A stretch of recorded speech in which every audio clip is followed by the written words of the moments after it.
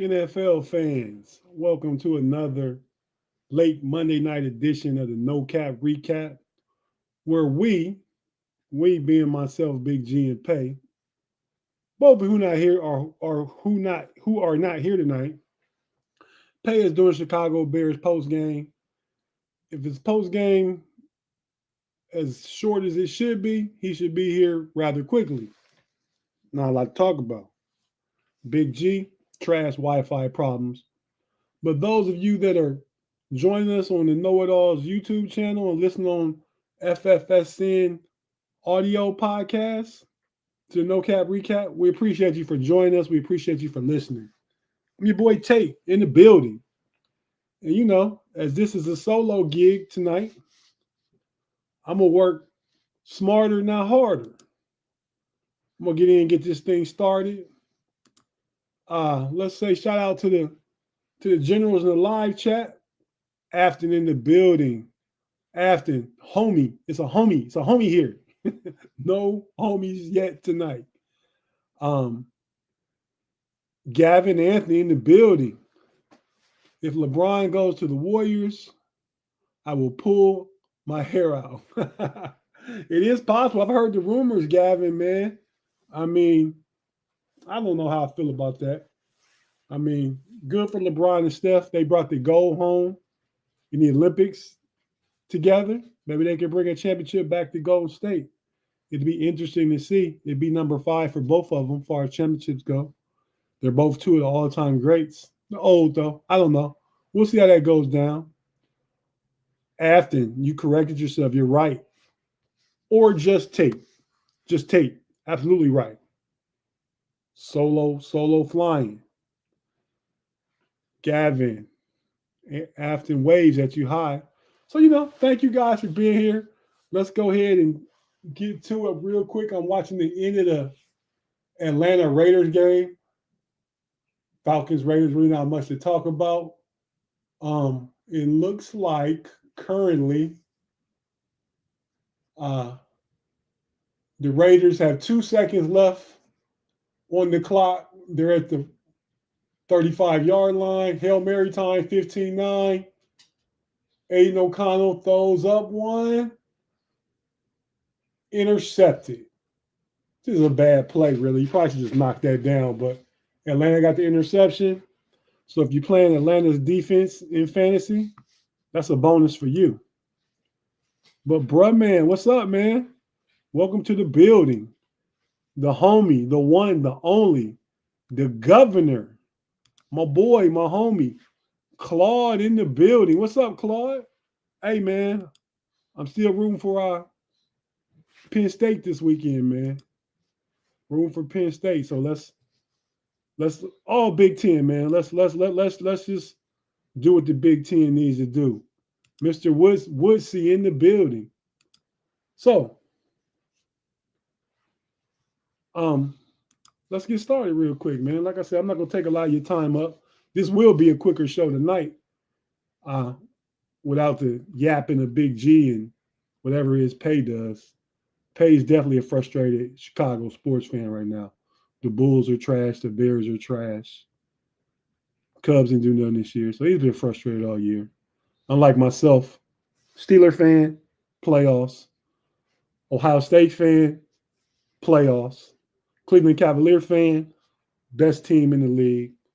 Cincinnati Reds hired a real manager, so hopefully they look good this season. A lot of stuff in baseball going on right now. But let's go ahead and just jump to the Week 15, the week that was in the NFL Week 15.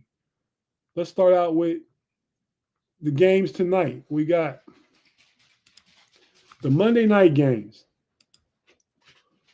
What we just said, the Falcons are winning 15-9. That game wasn't really worth watching a lot of. So I watched the Bears and the Vikings, and that one wasn't worth really watching a lot of. But the Falcons take the game 15-9. I believe they're still in playoff contention because they're in such a poor division. Let me check out the stats, the standings in that division. Yeah, the Bucks are 8-6. The Falcons are 7-7. So Falcons still alive, but Kirk Cousins, I believe, is washed.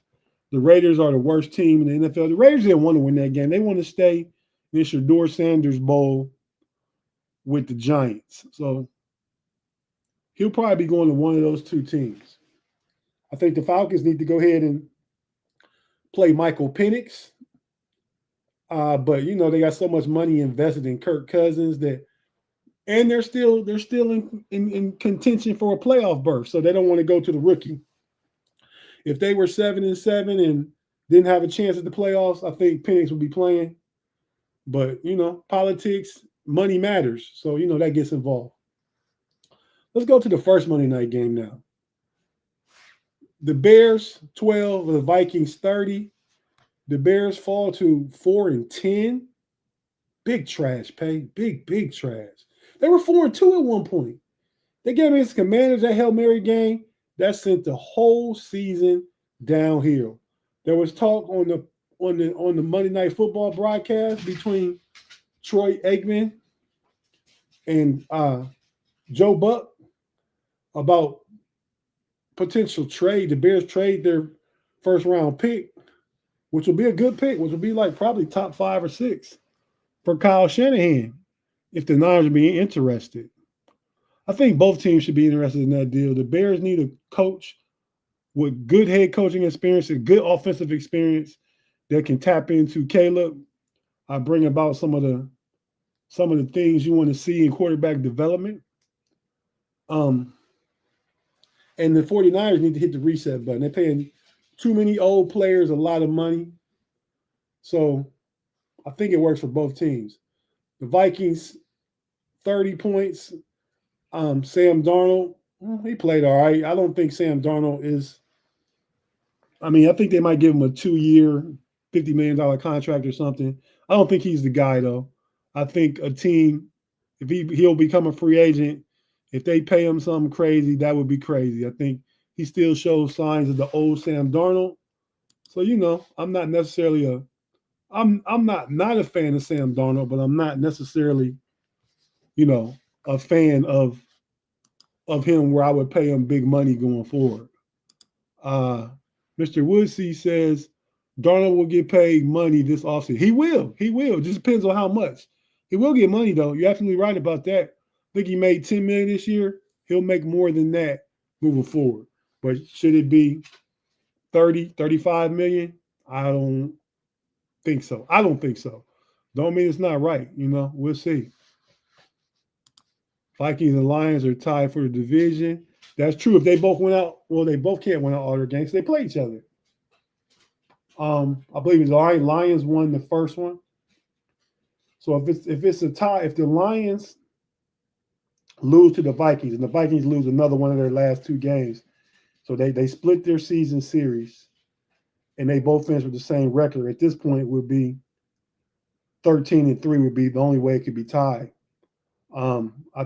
I'm pretty sure I read that the Lions still win the division because of strength of schedule, because they played a first place schedule this year from going back to their performance last year, and the Vikings finished like 3rd in the division. Claude, stop it with all the gloom and doom. Will the Steelers win another game this season? Are you serious, man? Of course they won another game this season, man. Steeler fans, man, you guys are family. But some of you guys, man, every time something goes bad, something happens. It's football, man. It's the NFL. Any given Sunday, we played arguably probably the best team in the NFC, and it was a game. We played poorly, but it was a game until that fumble. Najee, that turned the whole game around. Philly scored, was it 1 touchdown in the second half? And the Steelers drove the field. That first possession coming out of the halftime, they drove down the field. We're inside like the 30, driving for the tie. Najee fumbled. Now we took about 6-7 minutes off the clock on that first drive. Then Philly got the ball, and they one of the few games this year where we lost time of possession. They controlled the ball. And we'll talk more about the Steelers when we get to that game. Let's just move on to the next game real quick. Get these games up. So we got. Let's go back to Thursday night now. The Rams and Niners. Great game. 12-6, not a lot of action, not a lot of scoring, no touchdowns. But, Matt Stafford made the plays when he needed to make them. The 49ers are done. No playoffs this year for the 49ers. And like I said about them, I think they need to think about just resetting, Don't pay Brock Purdy. I mean, maybe they should have kept Sam Darnold for last year and paid him $10 million. Now, you talk of Purdy getting $50 million. I don't do that if I'm San Francisco. He's not your guy. Kyle Shanahan is good with a lot of quarterbacks. Just bring somebody in until you get your guy. But I don't think Purdy's definitely not $50 million guy. So let's just nix that. Matt Stafford made the plays, needed to make him that big pass play to Puka Nacua late in the third quarter or the fourth quarter, but got them another field goal out there, and so they were looking good. The Packers, Sunday night game, the Packers are looking good. They have all their losses this year against the three teams at the top of the NFC that are all 12-2. They lost to the Detroit twice, once in a rainstorm in Green Bay by 10. They lost to Detroit again at home in overtime by 3. They lost to the Vikings. They lost to the Eagles, the first game of the season down in Brazil. So I think the Packers look really good, man. They're the sleeper team. They look like they should potentially have the 5 seed in the NFC playoffs. So they probably host. Or no, they go on the road to whoever the 4 seed is. So they go on the road to Atlanta or Tampa Bay. They win that game easy. So Packers looking good. Keep your eye out on the Packers. So let's see here. So those are the prime time games we had this week with the Thursday night game and the Monday night game. So now let's take a quick pause, take a quick break. They would definitely beat Atlanta, Mr. Woodsey. Definitely, I agree with you. What'd you say about Purdy, 45, 55 million in bananas? Yeah, that's what I think too, man. I think he's fugazi. I think he's not a guy, man. I mean, he played so good his first 2 seasons because of Kyle Shanahan's ability to draw plays, scheme players open, and the players he had. Debo in his prime, an ascending Brandon Ayuk, Christian McCaffrey, NFL Player of the Year last year, Offensive Player of the Year, George Kittle in his prime, a good offensive line and a good scheme. And the defense was playing lights out. So, sometimes a quarterback is a guy, a force multiplier, and sometimes they're just a cog in the wheel. And Purdy's a cog in the wheel. You can't tell me if they had Sam Darnold still that they wouldn't have done just as well this year. I think they would with Sam Darnold. Look what he's done for Minnesota. And still, Minnesota should play. That's slow Kyle Shanahan in the system. So don't get carried away, people. Claude says 49ers have a lot of injuries. They do, but it's the NFL. Everybody has a lot of injuries. So it's what we're dealing with. We probably lost the game because George Pickens was injured, and we went 4-2 without Russ. And maybe talking about us, we the Steelers, and maybe Russ is not the guy going forward. I mean, after this year, I think Russ is definitely the guy for the rest of this year. But we'll talk about that too. Maybe we'll talk about that on Pump Your Brakes on Wednesday. Be sure to check us out. Myself, the Triple OG Shannon White, and the little fella, Big G's, oxymoron, little fella, Big G. So yeah, be sure to check it out. But right now, we're going to jump to that quick break, and we'll come back to Brother Man's comment. So if you're watching on YouTube, thank you for joining us. Don't go anywhere. If you listen on audio, we have to hear a few words from our partners, and we'll be right back after this.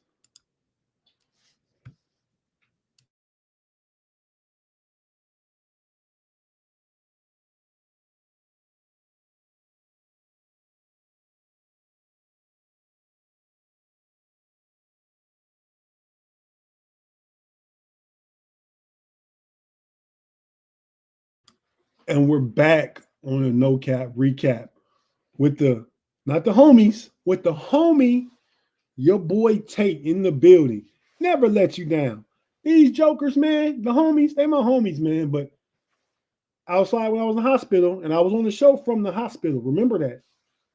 These jokers, man, pay, be dirt, be dirt uses proper protocol and calling off and giving us far in advance what we need to know. Big G, he just all of a sudden texts in the third quarter of the game and says he's having Wi-Fi issues. So I don't know about that one, but yeah, he has trash Wi-Fi, so we'll roll with it. But yeah, let's go back to Brothers Man had a comment before I left talking about Washington. What are we saying about Washington? Washington can still creep to the playoffs, so watch out. I fully anticipate Washington to go to the playoffs. I mean, they're going to be the seventh seed. If the Chiefs lose, they won't be guaranteed any first place finishes yet. That's true. I mean,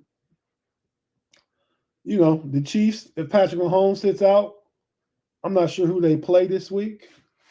Let me check and see who the Chiefs play this week. Potentially without Pat Mahomes.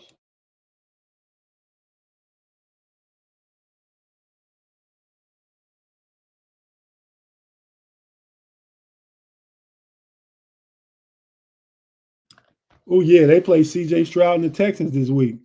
I guess the four teams that playing on Christmas are all playing Saturday games this week. So you got Baltimore and the Steelers. You got the Chiefs and the Texans because they all have to have a mandatory 4 games off Sunday, Monday, Tuesday. Well, yeah, you got to have 4 games off between games. So they play all play on Saturday and all play on Christmas Day. But you got this Kansas City going to the Steelers and I believe Baltimore going to Houston for Christmas. So we'll see. Rob Lightfoot in the building. What up, Rob? Thanks, brother man. He said they play the Texans. You was on top of that before I looked. Thank you. Rob Lightfoot in the building, like I said. Okay, so let's get on to a few more of these games. We'll wrap this thing up here. Sure, let me pull the scoreboard back up. We got, let's see. We got the Commanders and Saints. Look like the Commanders had that game fully under control, but they end up in the second half allowing the Saints to make a run and potentially win the game. The Saints interim coach, his name misses me right now, but I like his decision to go for 2 and not tie it. The Saints aren't going anywhere. I mean, so go ahead and go for the win. I mean, I agree with that. I'd rather control my own destiny than kick it and play overtime, extend the game, and you ain't have to play conservative or smart. You're not going nowhere. So I get that part. So the Commanders win 20-19. I believe they moved to 9-5. Like I said, firmly in position for the 7th seed in the playoffs.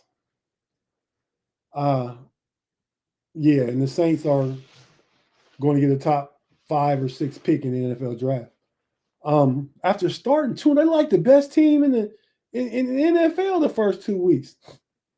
That ship sank quickly. Okay, next up, Chiefs and the Browns. The Browns are terrible. The Chiefs defense, the Chiefs offense is vulnerable. They can be slowed down. Once they stop, they can be slowed down. Cleveland was in that game the whole time. I mean, Jameis got benched for Dorian Thomas Robinson, aka TTR.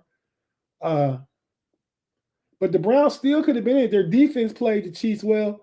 Like I said, I think the Chiefs are fool's gold this year. Yeah, are they 13-1 now? But that's fool's gold. So I could potentially see them. They'll have a bye, but I potentially see them losing to whoever they play in the second round of the AFC playoffs. So you heard it here first. Bengals versus Titans. I think the Titans got out 14-0 in that game. Will Levis played Jameis Winston. Terrible.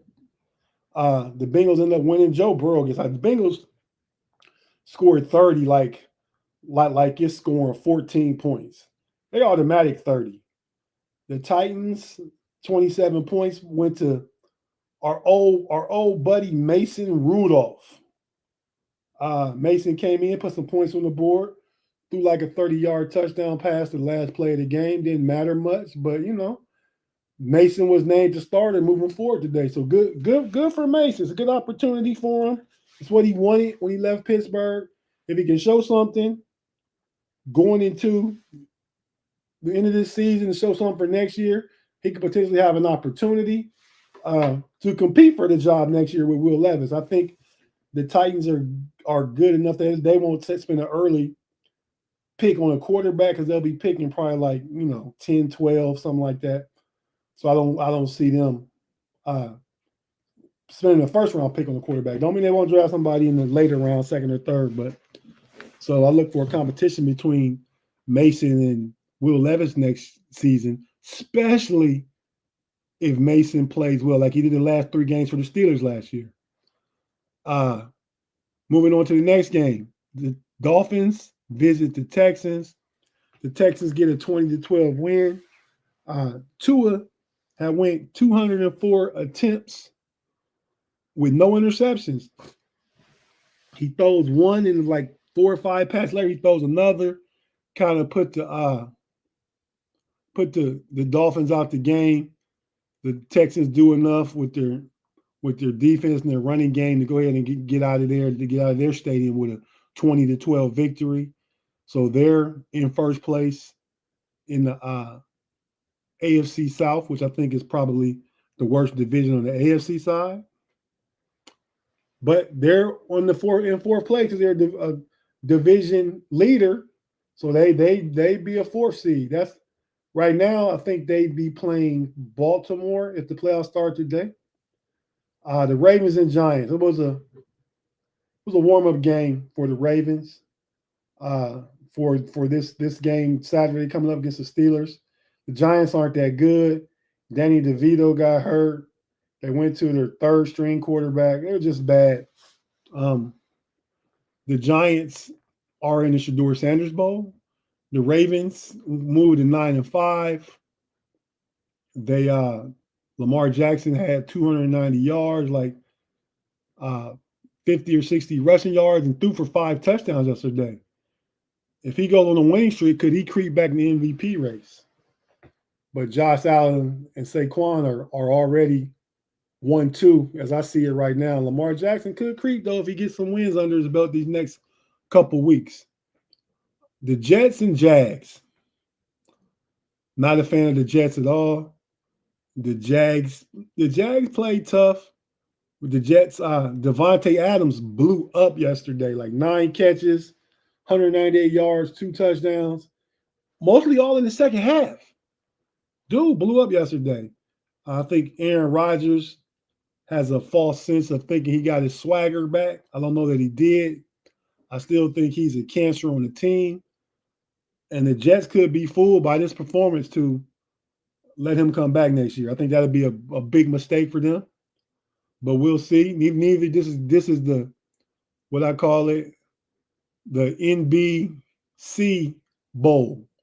NBCB.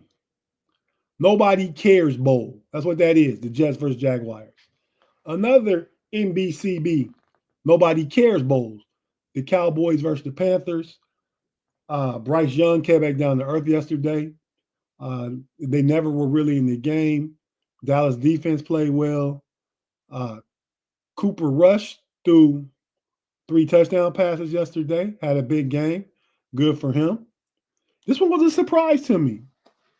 The next one, the Bucks and the Chargers. Baker had a good game. The Chargers scored 17 points.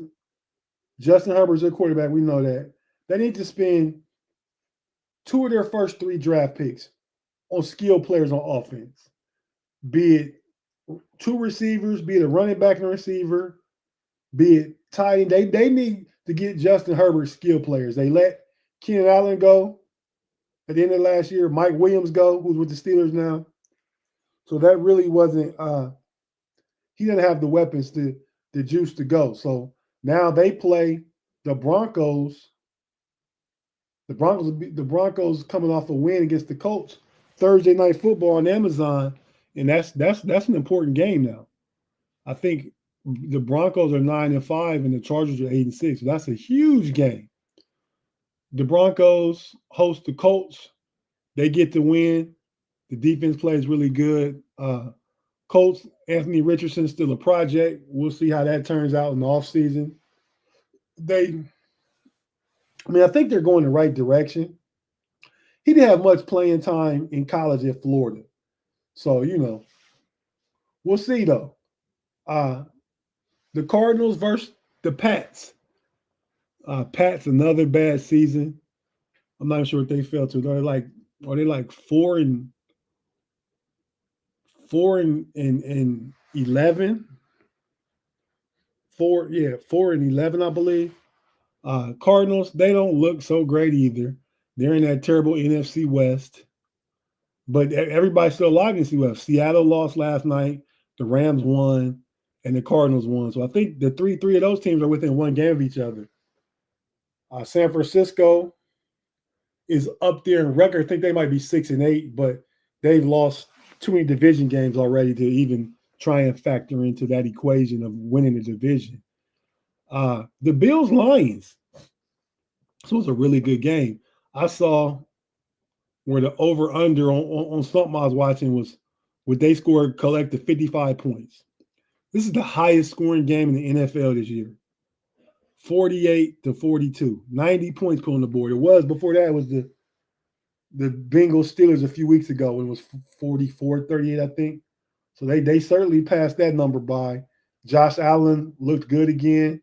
The Lions didn't look bad. I think the Lions, their defense is not good. Banged up, a lot of injuries and stuff. So they lose the game. Minnesota won tonight. They're now tied. We talked about that already. So we'll see how that shakes out. The Bills are 11-3. So they're actually, but Minnesota's 13. Kansas City's 13-1. So Kansas City would need to lose 2 games coming up. Buffalo, I'm sorry, would need to win all 3 of their games coming up for Buffalo to have home field. Home field going through Buffalo is an advantage for them. That's different. It gets cold and stuff in Kansas City, but the potential for that snow and that weather in Buffalo, that's different. Let's just say that's different. Last game. Steelers go to Philly, where they haven't won since 1965, and play the Eagles.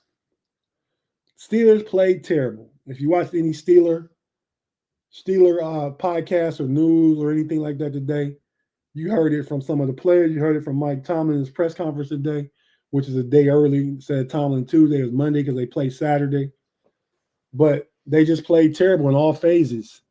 Defense allowed Philly to get first downs on weighty downs, a lot of missed tackles, which led to those third down conversions. They did hold Saquon to 65 yards rushing, but they let Jalen Hurts blow up game for him, like 260 and 3 TDs. It's a great game for Jalen Hurts. And Jalen Hurts, he might not be the best passer, might not be the best running quarterback. He's a winner. Let's just say that. He's a winner. I saw after the game, he gave props to Russ. He said he told Russ, I watched you as a kid.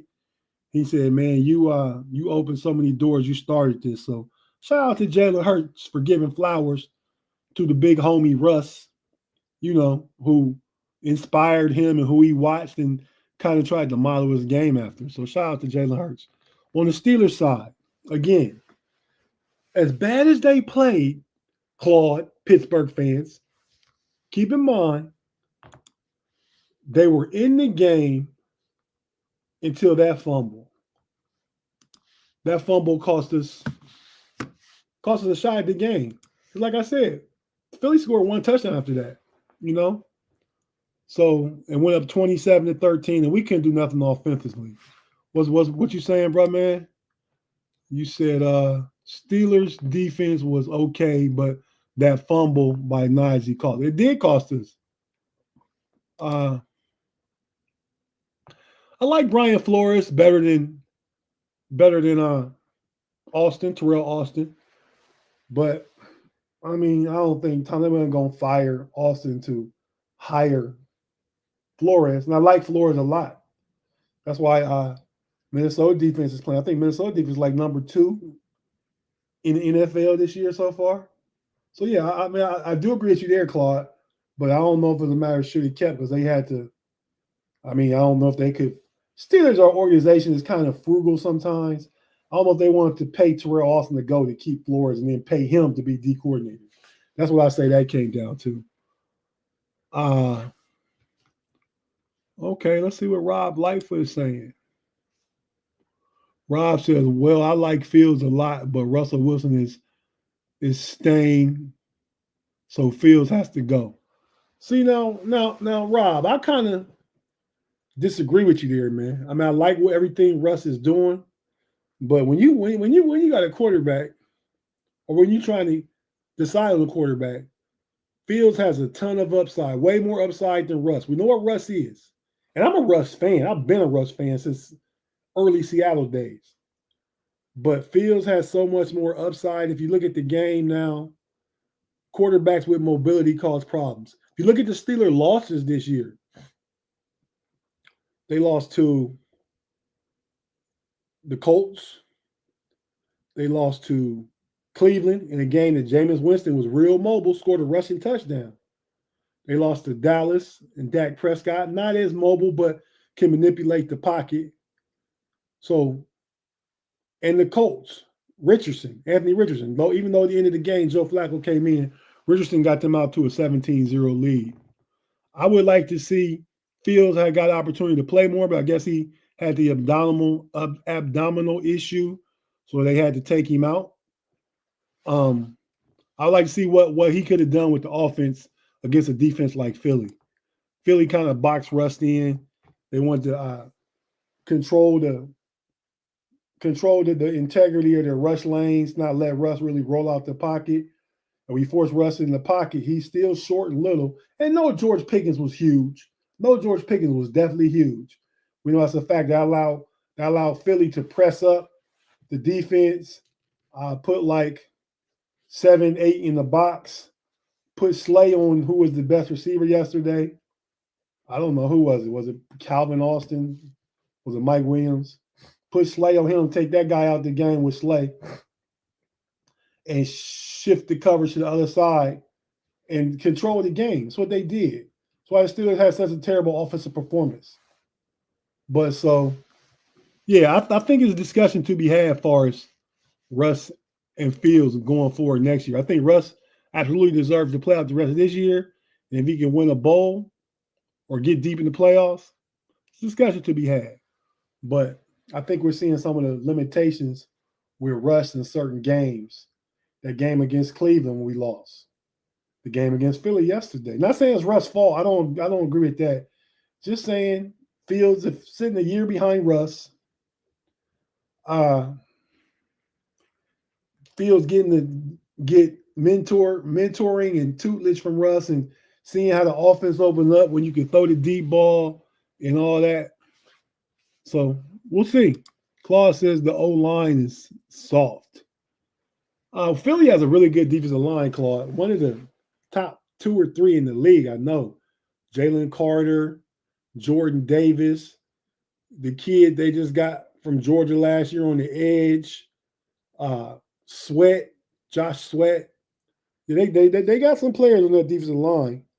So I won't say the Steelers. I think the Steelers will be better when they get Fautanu back, even if it's next year, and you replace Dan Moore. I still believe in Broderick Jones. I like his mentality and his attitude that he comes with. Like, he was protecting his teammates yesterday and stuff like that. Rob says Tomlin loves having the Hall of Fame caliber QB on his team.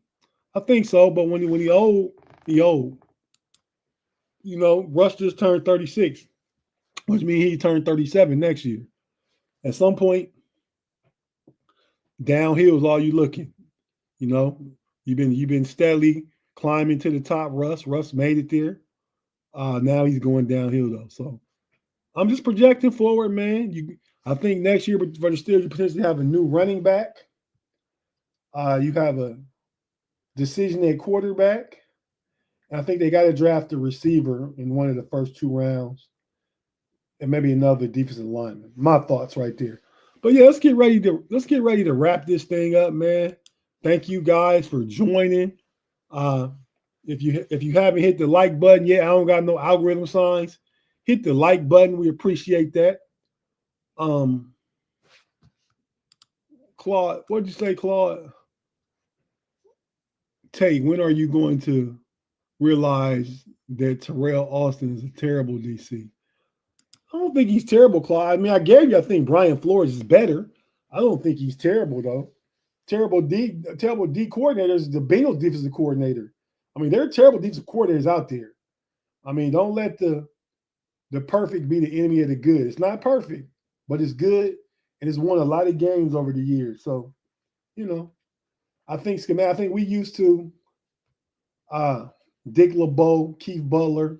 They were aggressive Blitzburg guys, and Terrell Austin comes with a secondary background, so he likes to play coverages and confusing schemes and dropping back, and we'll see. Austin is from the Bengals. He's also from the Lions too. At his best year as a coordinator with the Lions.